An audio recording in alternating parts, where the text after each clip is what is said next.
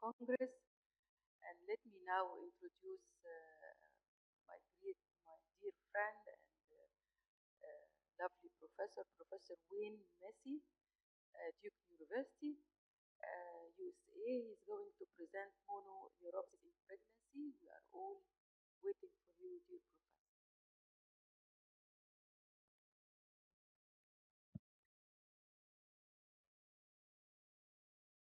Thank you very much. Good morning. I'm honored to be here with you in Egypt and appreciate so much being asked. My wife and I both enjoy being here and will continue to enjoy it for the next few days. I'm going to talk about compression neuropathies, but include particularly the ones that we do see in pregnancy, and I'll emphasize that as we go along. I want to realize that we use the word compression neuropathy because that's what I think is difficult, but not entrap. You just call it entrap neuropathy. There are a few entrapments, maybe carpal tunnel median nerve, as you could say, is entrapment. Inguinal canal, the lateral femoral cutaneous nerve of the thigh can be called entrapment. But most of these are compressions that we get from doing things by leaning on our elbow or crossing our legs and that sort of thing. I'd like to emphasize a few of us how they emphasize some associated with pregnancy, of course, with the initial title.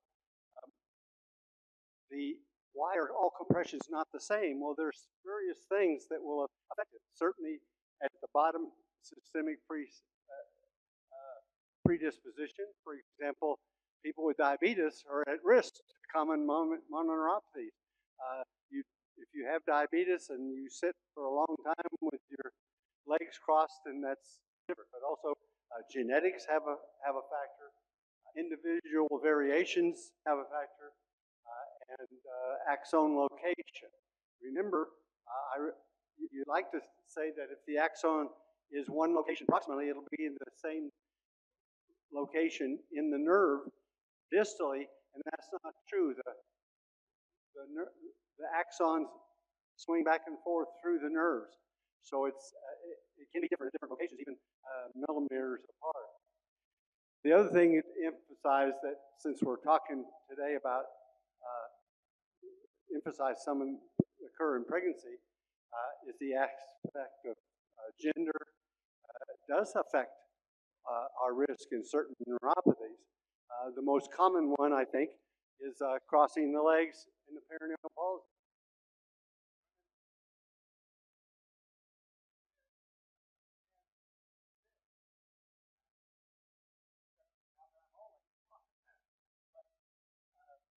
The fact is, things like that can affect, and how often you lean on your elbows when you're in meetings and so forth, and are you predisposed? That sort of thing needs to be considered when you see these people. I want to mention, and I'll go through fairly quickly because of time, but talk briefly about median neuropathies, ulnar neuropathies, emphasize perineal femoral neuropathies. Tibial, just briefly mention it. Sciatic piriformis syndrome that we see, but we also see it in other locations, and I want to particularly show a few slides with the notalgia parasitica on the back with multifidus muscle, T2 through T7. I'm sorry, T2 through T6. And then we'll also talk about some other things that are really hard, like brachial plexus, and are hard to diagnose. The key here, as all of us in the audience I'm sure know, I'm not saying anything unique, is anatomy. We have to know our anatomy. And neurologists and, we have to know our peripheral anatomy or this doesn't make sense or we can't do this adequately. And we alluded to there's different forms of compression. Location makes a difference, location of the nerve. For example, we can see the ulnar neuropathy. We almost always think of it in here at the Lacunon groove, And it is there in people who, let's say, young women who fall and fracture this area when they're young can have this particularly narrow bony canal that would predispose them to it. But also other internal aspects. For example, people with cancer at increased risk. The ones that we think of most often are the patients with diabetes, because they clearly have multiple mononeuropathies at times, or they can have mononeuropathy multiplex. And of course, that's hard. You have to differentiate between the two of those because of prognosis. And then, of course, there is some association with familial PMP22 and other risk things. And we just heard about GBS and CIDP, and patients who have had GBS are probably forever at some risk, increased risk of compression neuropathies. Upper extremity, I'm going to mention a few of these. Just everybody in the audience knows these probably, but we're going to just try to review a couple things about that. And then lower extremity, we'll talk about primarily the femoral nerve and perineal nerve. Perineal nerve is very common. Upper extremity, median nerve, I think, is most common, but lower extremity perineal is the most common one we see. If you can exclude the sciatica that occurs from actually lesions inside the spine. So median neuropathy, you have to know the anatomy, and then of course we all, when you see the patients, these are the patients who have numbness in their hands, often at night, often more prominent in the dominant hand than in the non-dominant, and also can have some weakness, and that's what we'll be looking for. You have to know this anatomy. We talk about it underneath the transverse carpal ligament, which is in the palm, not in the wrist, but even though we see it, some situations in the wrist with enlargement of the nerve is probably due to entrapment. As the nerve goes through the transverse carpal ligament, and there's other things in there, like the tendons and so forth. Now, in this particular situation, when you see people who come in and tell you this, show you this, and you find sensory in this distribution, that's median nerve. That's pretty easy. It's just not always that easy, but you can look for examination when you look at the abductor pollicis brevis and the opponent's pollicis. Both are very helpful when they're weak. They can confirm that, hey, this is my suspicion. And then when you look close in many patients, you find that they're actually in the abductor pollicis brevis. You'd like to find this long before it gets to this stage, because we can treat this. We can do something about, as we all know, we can do lots of things to try to help this situation. The one that we emphasize a lot is carpal tunnel syndrome associated with pregnancy. The question is, why do young women get that during pregnancy? And there are lots of reasons. Some people say it's just the edema, the swelling inside the canal. That's not always been evident, but there are other possibilities that we have to think about. In carpal tunnel syndrome in pregnancy, it usually comes on in the third trimester. That would suggest that it's edema. If it comes on earlier than that, then it may be that they had a carpal tunnel syndrome anyway, and before. I do not think it's wise, in my opinion, to operate on carpal tunnel syndrome when it came on in the third month of pregnancy. You wait till after they get it over, and if they're months out, they still have the symptoms, then you might have to consider other options that are, reasonably common and safe, but obviously there are also medication trials that can be done and so forth. And of course, sometimes, more recently, the ultrasound in this location helps us with the diagnosis. Ulnar neuropathy, again, the anatomy is what you need to emphasize. We often see it at the olecranon groove, but we do see ulnar neuropathy more distally in the hand, in the pulse under as the deep branch goes underneath the uh,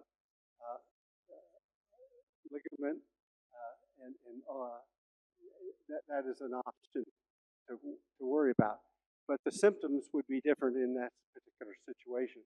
When you see atrophy of the interossei, and it is extensive and is only the ulnar nerve, in other words, the abductor pollicis brevis and opponents are normal, and this is very weak in the first CIO or the small muscles, then you know that this is ulnar neuropathy. And again, you can have atrophy of the first CIO.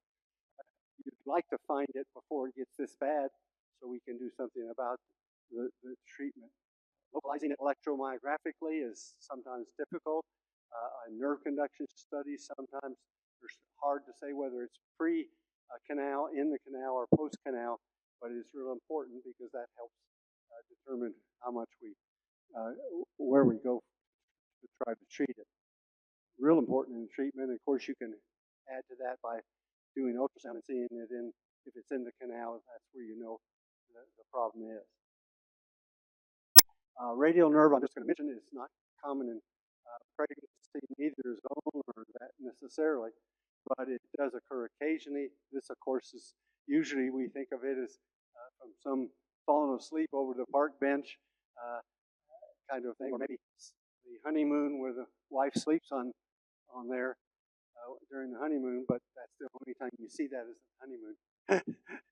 But anyway, they'll present in this situation. You again know the anatomy of the radial nerve in the proximal to the elbow, mid shaft, and it can be caused by many things. We've alluded to the most common one written about, but in the military, you see it from people diving out of airplanes. In our area, we have a lot of military bases, and parachuting is a major thing that people learn, and that's why I see more due to the person wrapping around the upper radial nerve. Presenting with a wrist drop, important here in your examination, don't forget that you can't examine the ulnar nerve very well in this position. You have to dorsiflex the wrist before you can really see whether there's weakness beyond the radial nerve. Again, ultrasound can help you. Don't forget, there is this syndrome of choralgia paresthetica, a sensory loss. This is my experience, very common in pregnancy. It's common in people who wear tight bands around their wrist. Very common in people who have had handcuffs put on. And in London, I understand the most common cause is when people are hit by the police with a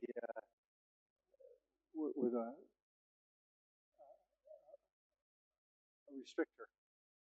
This would be something that we can help electrically know what is going on. And it can look differently. Both these are diabetic patients. Brachioplexopathy, I'm just going to mention how important the anatomy is. It is an extensive anatomy. Obviously, you can have a plexopathy in various forms, even associated with cancer involving here, of course, and then the other was radiation. But we do have plenty of cases of idiopathic plexopathy that can be different presentations.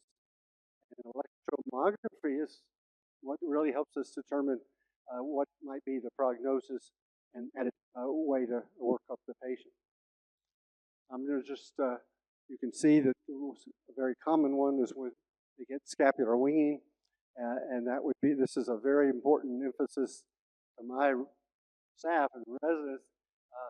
You know, you need to take the patient's shirt off in order to see this kind of thing. You're not going to see it if you don't undress them and try to look all over. This one happens to have the plexopathy on the left side, but on the right side has notalgia paresthetica that he's had for many, many years.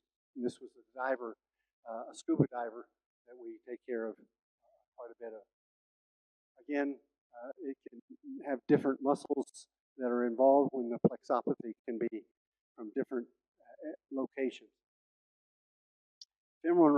neuropathy, lower extremity. Remember, the femoral nerve comes out through the inguinal canal. The Again, anatomy is where you determine where this could be. There's multiple locations. Um, the etiology is very interesting. We always worry about it, cancer sitting down in that location, but probably the most common cause is again diabetes. Getting diabetic amyotrophy and differentiation with that is extremely important. Perineal neuropathy we see the most common, and this we do see with pregnancy.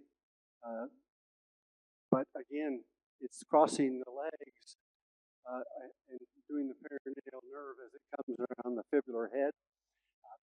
It was been called in different things in different locations.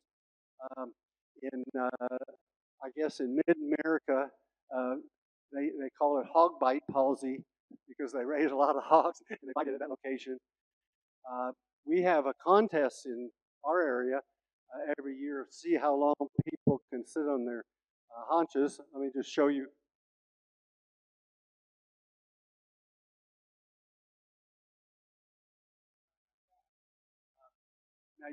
Now you say, well, you know that we all do that some a little bit. And catchers, baseball, they do it a whole lot. And I'm sure lots of other situations. But the contests that we see have once a year is people sitting in that for long periods. And I don't know why they have this contest, but it's the winner that I saw most recently was 26 hours. He sat down like that for 26 hours and he won the contest, but he had perineal palsy bilaterally. Obviously, the foot drop and sensory loss in the anterior lateral lower leg is important. The dorsum of the foot.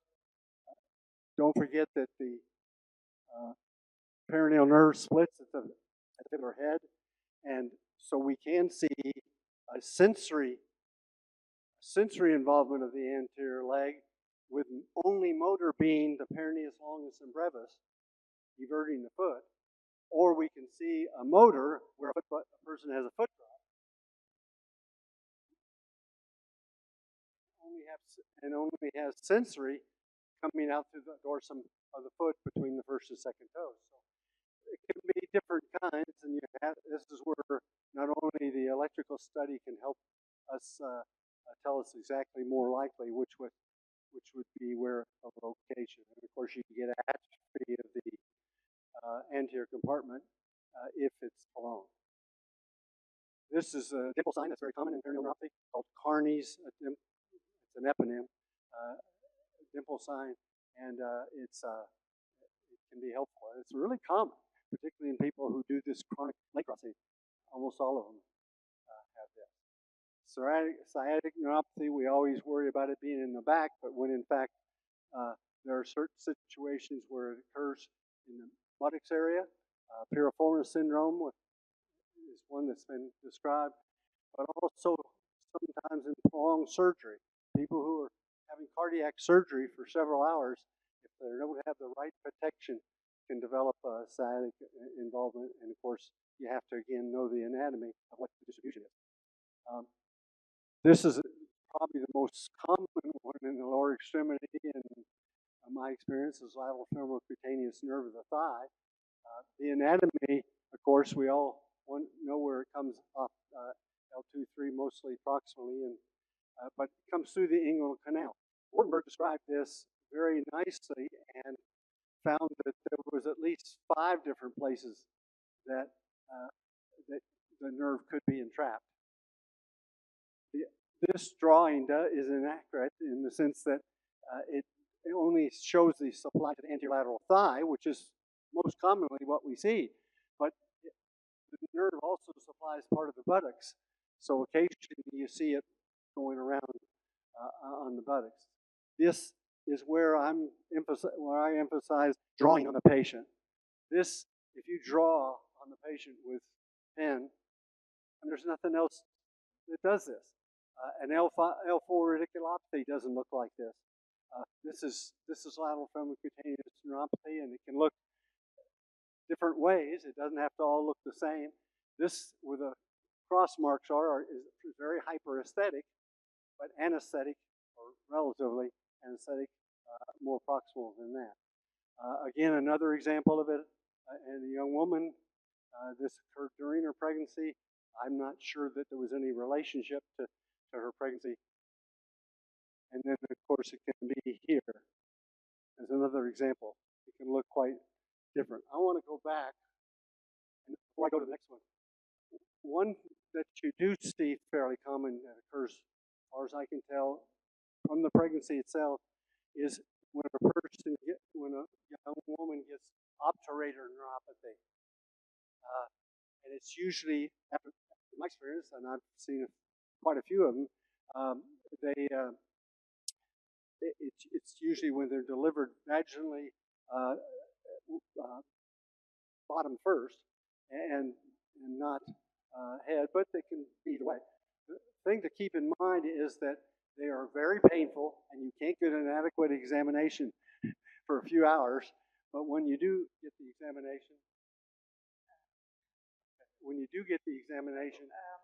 you can find that they're quite weak in the adductors of the leg. Now, the important thing here, in my opinion, is to watch these young women for a while. And for a while, I mean several weeks, because it often goes away. And sometimes it goes away, in a few days. So for them to have their new baby, and you send them down to electromyography and stick a needle in them, at 5 days, it's probably not worth it. Maybe worth it at 3 weeks if they're still a lot of pain and they're weak. Then we might want to get a study to help us. Is that what we're dealing with?